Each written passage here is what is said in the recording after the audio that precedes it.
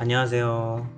저는 여러분들은 뭐 그 다음날 들을 수도 있고 아니면 그 다음날 들을 수도 있고 아니면 그 다음날 들을 수도 있는데 저는 앞에서 했던 지금 필경어 다 보이죠? 필경어 다 보이죠? 바로 이어서 전 진행하고 있습니다. 그렇기 때문에 지금 뭐 6시 50분 가리키고 있는데 열심히 수업해 보도록 하겠습니다. 오늘 뭐 거의 끝까지 다 찍고 집에 갈 것 싶기도 합니다. 아무튼 얼른 다 찍고 저도 집에 가서 쉬도록 하겠습니다. 자, 뭐 내용이 길어지고 있는 것 같은데 이런 질문 분명 하는 친구가 있을 거예요. 아 선생님, 제가 어제래. 저는 좀 전이지만 여러분들한테는 어제일 수 있겠다. 선생님 이거 왜 비활성 기체인 네온이랑 얘네들은 안 들어가나? 얘네 왜 왕따 시키나? 이렇게 물어보는 친구들 분명 있을 거예요. 네온이나 뭐 아르곤 이런 친구들 제가 왕따를 시켰다고 아시는 분이 있을 텐데 뭐 몇몇 책에서는 뭐 그냥 이거에 대해서 그렇게 큰 이야기를 안 해요. 원자 반지름을 측정한 거에 있어서 비활성 기체 원자 반지름은 고려하지 않는다. 뭐 이런 식으로 표현한 책도 있고 그런데 이거에 대해서 제가 설명을 해드릴게요. 원자의 반지름을 측정하기 위해서는 분자인 상태에서 해야 하는 거예요. 무슨 뜻이냐? 뭐 제가 굳이 설명을 안 하고 넘어갔는데 보면 이 친구가 이 교육청이라는 사람들이 왜 원자의 반지름을 하는데 표를 집어넣지 왜 굳이 이 모형을 이렇게 놔뒀냐, 왜 피코미터라면서 이거의 거리를 이렇게 재느냐 이야기를 하시는데 원자의 반지름을 구할 수 없습니다. 원래 구할 수 없어요. 왜냐하면 우리가 알고 있는 이 원자의 크기란 거는 하나의 큰 솜덩어리예요. 솜이에요. 솜. 제가 솜사탕이라 했잖아요. 전자가 존재하는 확률과도 같은 건데 이제 확률이라는 표현보다는 우리 솜사탕이라고 표현을 하죠. 이 솜사탕이 이렇게 있어요. 음. 사실 이 솜사탕이 조금 더 부풀었냐면 이렇게도 될 수가 있어. 이게 솜사탕마다 크기가 같을 수가 없잖아요. 조금 더 클 수도 있고 그래요. 근데 이거에 대해서 우리가 정확하게 판단을 하기 위해서는 원자 핵은 구분이 가능하거든요. 원자 핵은 구분이 가능해요. 근데 이 사이의 거리를 측정을 해서 우리가 대충 원자의 반지름이 이 사이에 반 정도 되겠구나 라고 이렇게 인식을 해서 이렇게 하는 거예요. 우리 삼각형 이렇게 하는 거 알죠? 이렇게 해서 원자의 반지름 구하는 거 아시죠, 여러분? 뭐 이렇게 구하시는 것 같아요. 뭐 이렇게 구하는 건가? 모르겠다. 저도 이거 구해보진 않아서 제가 느끼기로는 요 사이에 이거 거리 구하고 이렇게 해가지고 삼각함수 이용해가지고 이렇게 구하지 않을까 싶은데 뭐 아니면 말고요. 아무튼 아니면 뭐 이런 거겠지. 뭐. 아무튼 이 측정 방법이 분자인 상태에서 측정을 하는 거예요. 하지만 비활성 기체는 분자가 존재하지 않죠. 왜냐면 비활성 기체고 옥텟 규칙을 만족하기 때문에 얘네가 굳이 분자의 형태로 존재하지 않습니다. 따라서 이제 뭐 원자 반지름 자체를 측정을 못했던 거죠. 이 측정 방식은 분자의 개념에서 그 사이에 있는 원자 핵과 원자 핵 사이의 거리를 가지고 반지름을 구하는 건데 비활성 기체는 자기 혼자 있잖아. 뭐 어떻게 구해? 못하는 거죠. 뭐 그렇기 때문에 하는 거예요. 이거에 대해서 굳이 왜 안 하냐, 뭐 왜 안 하는지에 대해서 묻는 친구 분명 있을 것 같아서 제가 그냥 하는 말입니다. 뭐 이미 아시는 분들은 그냥 빠르게 넘어가시면 될 것 같아요. 네, 이거에 대해서는 뭐 크게 짚고 넘어가지 않도록 하겠습니다. 바로 이온 반지름 넘어가도록 할게요. 이온 반지름 어디 있지? 자, 이온 반지름입니다. 금속 및 비금속 원소의 이온 반지름에 대해서 수업하도록 하겠습니다. 금속 원소는 안전한 양이온이 될 때 전자 껍질 수가 감소하므로 이온 반지름이 원자 반지름보다 작다. 비금속 원소는 안정한 음이온이 될 때 유효핵 전하가 감소하므로 이온 반지름이 원자 반지름보다 크다. 라고 이렇게 이야기를 하고 있네요. 자, 이온 반지름이 정확한 뜻은 너무 많이 그렸는데. 자, 좀 지우겠습니다. 자,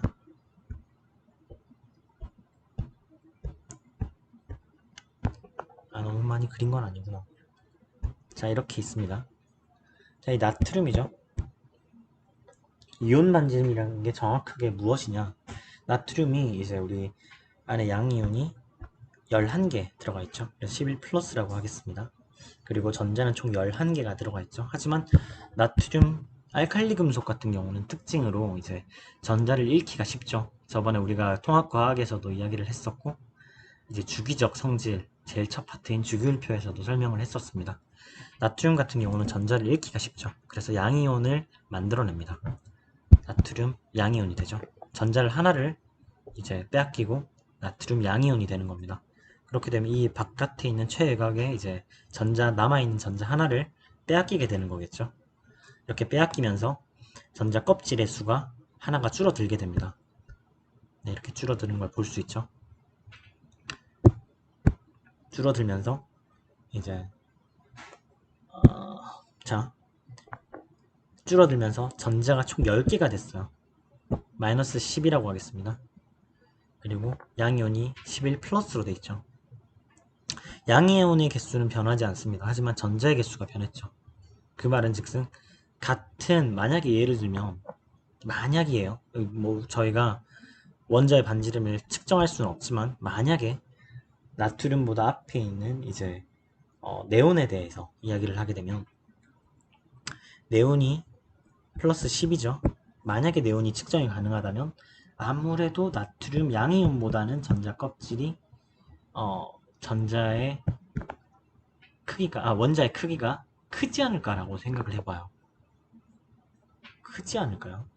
왜냐하면 나트륨 양이온 같은 경우는 나트륨 양이온이 되게 크잖아요. 나트륨이 되게 크잖아요. 양이온이라고 해서 나트륨이 되게 크잖아요. 어마어마하게 크잖아요. 쟤 왜 저러지? 아무튼 나트륨이 어마어마하게 큰데 이게 다 제일 끝에 있는 전자 하나 때문인 거예요. 결국에는 이 전자 하나가 나가잖아요. 그러면 안에 있는 양성자의 개수가 네온에 있는 양성자의 개수보다 훨씬 크죠. 하나가 더 들어갔죠. 그렇기 때문에 끌어당기는 힘이 더 클 거라는 말이죠. 바깥에 있는 전자는 그대로인데. 그렇기 때문에 그 간격이 아무래도 네온에 비해서 줄어들지 않을까 라는 상상을 해봅니다. 뭐 대충 그렇다는 거죠. 요 사이의 거리가 엄청나다는 거예요. 아무튼 뭐 제가 생각하고 있는 부분은 다 이 부분입니다. 이 사이의 거리가 한 150 피코미터 정도 될라나 모르겠네. 이거는 그냥 제 생각입니다. 자, 우리가 생각해야 하는 부분은 제가 너무 먼 산을 둘러 온 것 같은데 나트륨이 이렇게 양이온이 되면서 우리가 최외곽에 있는 전자 하나를 잃게 되죠. 최외곽 전자를 하나를 잃게 되면서 양이온의 반지름이 이제 줄어든다는 거예요. 엄청나게 급격하게 줄어든다는 거예요. 거기에 대한 이야기를 하고 싶은 건데 내용이 그렇게 어렵진 않네. 제가 설명을 하면서 느끼지만 아무튼 뭐 양이온과 음이온의 반지름에 대해서 우리가 등전자 이온과 그 이온의 반지름의 비교를 위해서 제가 이런 이야기를 했는데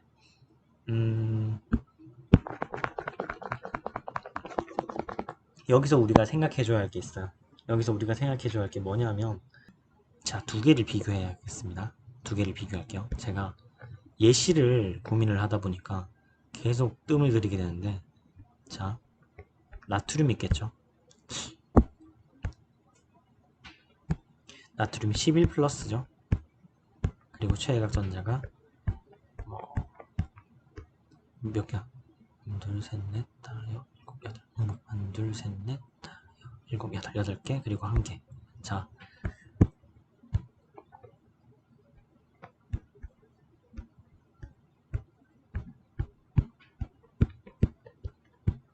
됐습니다. 이 사이의 거리가 아마 이거의 반지름의 차이가 어마어마하게 많이 날 거예요. 자, 대충 150 피코미터라고 했는데 자, 네온이 갈수록 이렇게 해서 이 꽁발이 이렇게 있죠. 네온이 뭐 대충 이 정도 부피 차이라고 생각합시다. 이 정도 부피 차이라고 쳐요. 근데 나트륨이 부피가 이랬죠. 근데 사실은 나트륨의 속은 이렇지 않다는 거죠. 요거보다 작다는 거예요. 이만큼의 거리 차이가 있다는 말입니다. 150 피코미터. 제 생각인 거예요, 이거는.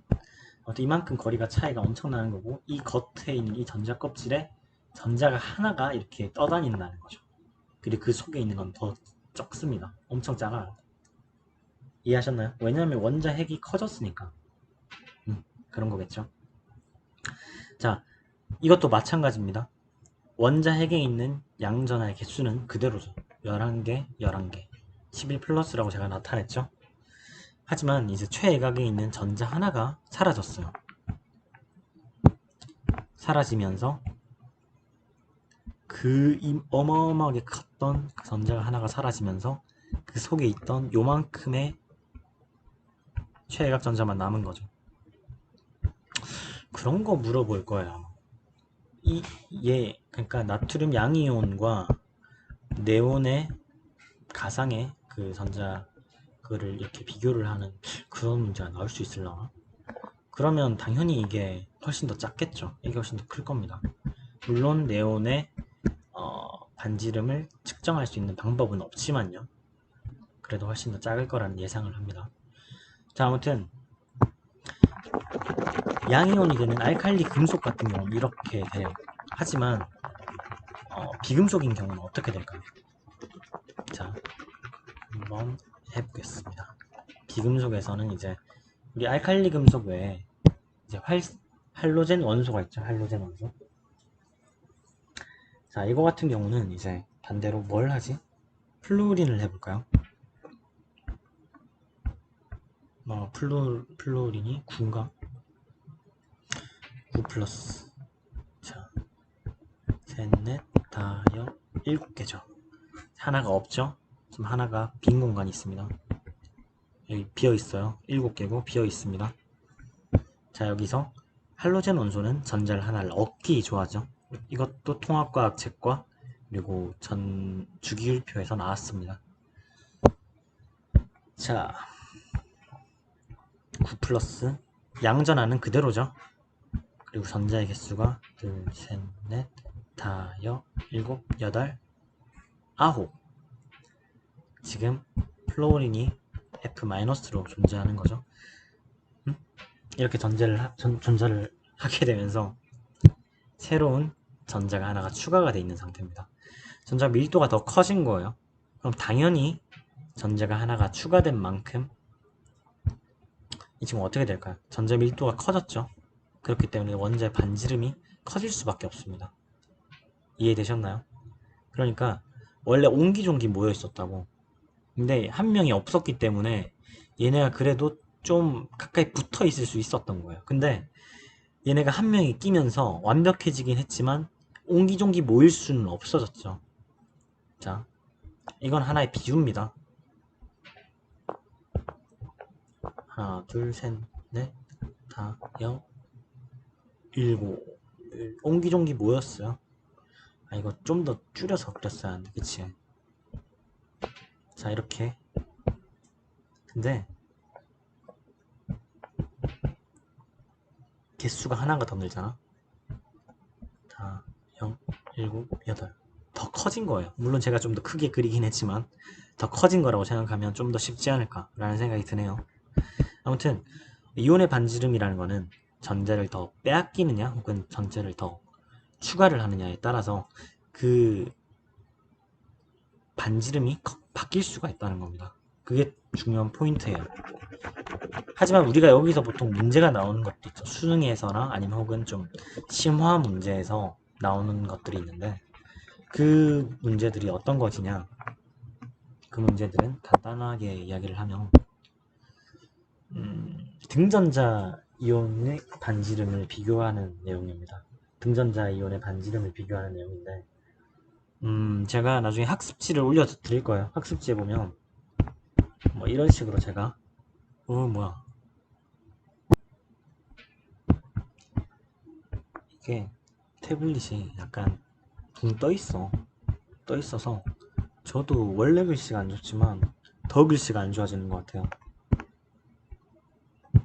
자, 뭐 대충 뭐 등전자 이온의 반지름이라고 해서 제가 뭐 이런 식으로 돼 있고 뭐 EBS 교재에도 이런 식으로 나타나 있어요. 근데 등전자 이온의 경우에는 이제 양성자의 수가 많아질수록 유액전하가 증가하게 되죠. 그쵸? 그때까지 우리가 이렇게 이야기를 들었었죠. 유액전하가 양성자 수가 커질수록 유액전하가 커진다고 했어요. 양성자의 증가 폭이 전자가 하나가 증가하는 폭에 비해서 크기 때문에 그런 건데, 반대로 반대가 아니라 등전자 이온의 이온 반지름의 크기를 비교를 하자면, O2 같은 경우는 이제 여기에서 우리가 봐야 할 것들은 양성자의 개수예요. 양성자의 개수. 그러니까 전자의 개수는 동일하거든요. 최애각 전자가 총 몇 개인가요? 산소. 2주기죠? 얘가 2주기 아닌가요? 2주기에 산소가 전자의 개수가 총 몇 개예요? 8개고 최애각 전자는 6개입니다. 이 마이너스를 이제 전자가 2개가 더 들어갔죠. 전자의 개수가 총 8개였다는 거예요. 총 전자가 8개지만 10개가 되고 최애각 전자가 8개가 됐다는 말이죠. 플로린 같은 경우는 어떻게 되나요? 총 전자가 9개였고 전자가 하나가 더 늘었으니까 10개가 된 상태죠. 그리고 최애각 전자가 7개였지만 1개가 늘어나면서 8개가 된 상태예요. 나트륨 같은 경우는 어떻습니까? 원래 최애각 전자가 이제 1개고 안에 있는 전자 포함해서 총 11개예요, 전자가. 하지만 이 11개에서 이제 최애각 전자가 하나가 날아가죠. 그리고 그 안에 있는 2주기의 두 번째 전자 껍질에 있는 전자가 총 8개입니다. 결국에는 여기서부터는 제가 또 안 하겠지만 8개니까 이렇게 비교를 해놨겠죠. 전자의 개수가 총 8개예요. 각자 산소, 플로린, 나트륨, 마그네슘, 알루미늄 모두 다 전자가 8개입니다. 최애각 전자가요. 하지만 안에 있는 이제 양성자의 개수가 다르죠. 산소 같은 경우는 양성자의 개수가 몇 개일까요? 8개입니다. 플로린은 어떻게 될까요? 9개죠. 나트륨은 10개, 11개죠. 12개, 13개입니다. 이런 식으로 늘어나게 되는 거예요. 그렇다 보니까 양성자의 개수는 증가하고 있는데 이쪽으로 갈수록 반대로 전자의 개수는 똑같죠. 안 그래도 전자가 하나가 증가하는 폭이 요만큼인데 유액전하가 양성자 하나의 증가폭은 유액전하의 크기를 주는 증가폭은 요만큼이죠. 안 그래도 전자가 이렇게 작은데 전자의 개수를 동일하게 해놓고 양성자의 개수를 추가했다고 생각을 하시면 돼요. 어떻게 될까요? 어마어마하게 크게 유액전하의 값이 커지겠죠. 그렇게 되면 자동적으로 반지름이 어마어마하게 많이 작아질 겁니다. 우리가 알고 있는 일반적인 주기적인 성질을 통해서 주기율표에서 같은 주기 혹은 이렇게 했을 때 떨어지는 증가폭에 비해서 훨씬 더 클 거예요. 그래서 제가 아까 나트륨이랑 네온 이야기를 했었죠. 이거 두 개가 양성자의 개수가 나트륨 플러스로 하면 이제 같은 너무 광칠인데 나트륨 플러스로 하면 전자의 개수는 똑같죠. 하지만 양성자의 개수는 차이가 나게 되겠죠. 그렇게 되면 그만큼의 차이는 엄청나게 커질 겁니다. 이게 훨씬 작다는 거죠. 이게 훨씬 더 네온이 훨씬 클 거라는 겁니다. 이해하셨죠? 대충 이런 내용입니다. 오늘 내용이 유액전하 파트에서 이제 넘어가서 이온 반지름 그리고 등전자 이온의 이온 반지름의 비교까지 했는데 사실 이 모든 것들이 이제 핵전하 유핵전하 때문에 이제 나타나는 현상인 거죠. 유핵전하에 의해서 나타나는 현상이다 보니까 유핵전하의 개념이 올바르게 정립되지 않은 상태에서 이 개념을 받아들이기란 게 아마 되게 어려울 거예요. 그렇기 때문에 여러분들이 공부를 하면서 유핵전하 파트를 계속해서 반복하면서 순차적으로 공부를 하셨으면 좋겠습니다. 순차적으로 이제 이렇게 유핵전하에 의해서 주기적으로 성질이 반지름이 줄어든다. 그리고 유액전하는 커질수록 반지름이 줄어들고 그리고 같은 족에서는 원자 번호가 커질수록 전자 껍질이 하나가 더 추가되는 거기 때문에 원자의 크기가 커지긴 한다. 하지만 주기로 넘어갈수록 원자 번호가 넘어가면 커지면 작아진다 라는 걸 인식하고 있으면서 거기에 맞게 양성자의 개수와 전자의 개수를 비교하면서 등전자 이온의 이온 반지름의 비교까지 여러분들이 공부를 하시면 될 것 같습니다.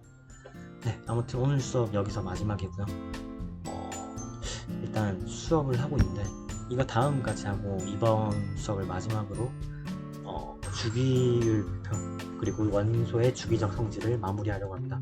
다음 수업 내용은 이온화 에너지거든요. 이 같은 경우는 이제 그래프를 보면서 설명을 하도록 하겠습니다. 이온화 에너지인데 결국엔 이것도 유효 핵전화와 관련이 있는 내용이고요. 많은 이제 선생님들이 이온화 에너지 파트에 중점적으로 공부를 하고 유효 핵전화가 사실 전 파트잖아요. 그러다 보니까 유효 핵전화가 이온화 에너지에 미치는 영향에 대해서 그렇게 크게 생각을 안 하시는 경우가 많습니다. 하지만 사실은 유효 핵전화가 이제 결국에 이온화 에너지에도 영향을 미치게 되는 거거든요. 그렇기 때문에 그런 부분들 생각하시고 다 이어지는 내용이니까 그런 부분들 확인하시고 넘어가 주시면 될 것 같습니다. 네, 오늘 수업은 여기까지 하겠습니다. 수고하셨습니다.